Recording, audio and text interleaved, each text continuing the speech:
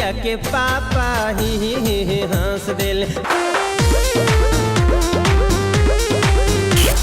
उसे जिया पे लौटे काला नाग हो कचौड़ी गली सुन कैला बल में।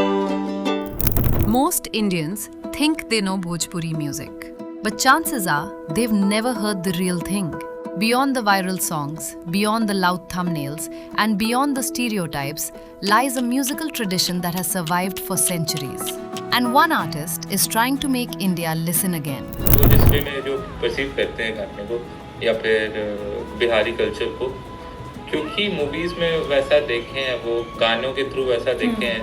अगर भिखारी ठाकुर की बात करें, महेंद्र मिश्र की बात करें, विद्यापति जी की बात करें, इनके बारे में लोगों को कभी बताया ही नहीं गया। तो जाहिर सी बात है कि आई कांट अज्यूम कि उनको पता होगा। तो वो जो जिस चीज़ को परसीव इसलिए भी कर रहे हैं उसमें परसीव, क्योंकि कभी बताया ही नहीं गया उनको। If that heritage had almost disappeared, why would someone in his 20s choose to dedicate his life to it?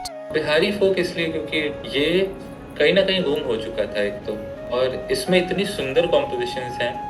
Because I was always connected to जो सेमी क्लासिकल म्यूजिक है वही सुनते थे हम, मतलब that was my core interest, और folk music बहुत close है उससे, so I just wanted to do that because it's beautiful. For Utpal, folk music isn't nostalgia. It's one of India's richest musical traditions. One that changes with every season, every celebration, and every stage of life. एक चीज़ तो हमको लगता है सबसे ज़्यादा कि यहाँ पे हर मौसम पे गाना है। बारहमासा है, चौमासा है, सोहर है, लगनी है, बहुत तरह का फोक म्यूजिक है हमारे पास। That's because the greatest folk traditions were never created in studios. They were born in the moment and sung in the rural heartlands. हम लोग ऐसे बोलते हैं कि अरे राइटर्स ब्लॉक आ गया है, क्रिएटिव ब्लॉक आ गया है ना। उनको पता ही नहीं क्रिएटिव ब्लॉक का, राइटर्स ब्लॉक क्या होता है। वो बैठ के वो गुनगुनाते हैं और वो इतनी सुंदर कॉम्पोजिशन बना देते हैं बैठे बैठे। And perhaps the easiest way to understand that beauty is to simply listen. घन घन घनाया घुंघरू कत बाजय, हन हन कर तो आगाता, विद्यापति कवि तो पद सेवक, पुत्र बिसरु जनि माता, जय जय रवि असुर Bhayani. This isn't just another folk song. It's a devotional composition from Mithila. माँ भगवती का आराधना है, क्योंकि we come from the land of शक्ति में मिथिला। शक्ति की उपासना है बेसिकली इसमें, माँ भैरवी, और एक subtle way में there is like women empowerment attached to this as well. The strong feminine energy it talks about.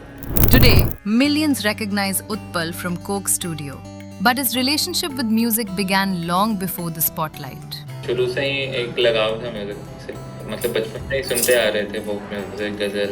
फिर वो करते वो जो बिलीफ था, मतलब it all came true. It's just that. Recognition brought pride, not just for him, but for everyone who watched his journey from the beginning. I still remember, like पापा को जब पता चला कि रेखा ओझा जी के साथ है गाना, he was very happy about it. भैया दीदी को जब पता चला कोक स्टूडियो में गाना आ रहा है, तो they were like really happy. और फिर how people started recognizing जब हम उनके साथ जाते हैं बाहर, तो वो बहुत खुश थे। Even the clothes he wears carry a message. ये गमछे से ही बनता है, ये मुरेठा होता है। मतलब पहले it used to be a cap, a red cap. Red basically is the color of blood. तो जब हम लोग बात करें भोजपुरी गाने की, आप बात करें, उसमें ही बहुत ज़्यादा कास्टिज्म है, क्लासिज्म है। बट एक जगह पे जो चीज़ आके मिलती है वो है मेरे खून का रंग आपके खून का रंग। ये बहुत कम लोगों को पता है कि मुरेठा, मतलब बहुत लोग इसको पगड़ी बुलाते हैं, लोगों को पता नहीं है कि मतलब मुरेठा जैसा कुछ एग्जिस्ट करता है हमारे बिहार में। तो ये बस वही है कि इस चीज़ को भी प्रमोट करना है, ये अपना कल्चर ही है, ये भी फोक ही है, ये भी फोक ही से आया। अगर आप गाँव जाएँ तो लोग यही पहनते हैं। Maybe Bihar never lost its music. Maybe the rest of us just stopped listening. And artists like Utpal Udit aren't reviving a forgotten tradition. They're reminding us that it was here all along.